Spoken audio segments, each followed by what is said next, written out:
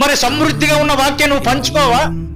సమృద్ధిగా నా దగ్గర రైస్ ఉంది కాబట్టి సహోదరుడు సహోదరాలు చదివినప్పుడు దానిలో కొంత బాగా నేను ఏమన్నా పిల్లారా, అక్కడ కలిగిన వారికి ఎవరంటారా? ఇస్తాను కదా, ఎంతో కొంత ఇస్తా కదా. నీలో నాలో సమృద్ధి వాక్యాన్ని ప్రభు ఎందుకు ఉంచాడు? అలాగే గోడమై ఉండటానికి ఉంచలా. ఆమేన్. ఎందుకు ఉంచాడు? నీలోనే సమృద్ధిని ఎందుకు ఉంచాడంటే, నీలోనే సమృద్ధి వాక్యాన్ని ప్రభు ఎందుకు ఉంచాడంటే ఇతరులకు జ్ఞానాన్ని ఇవ్వటానికి. ఆమేన్. ఇతరులకు జ్ఞానం ఇవ్వటం. మరి ఇతరులకి జ్ఞానాన్ని ఇచ్చేటప్పుడు సమయాన్ని సద్వినియోగం చేసుకోవాలి. సమయాన్ని సద్వినియోగం చేసుకోవాలి పిల్లలు. వృధా చేయొద్దు.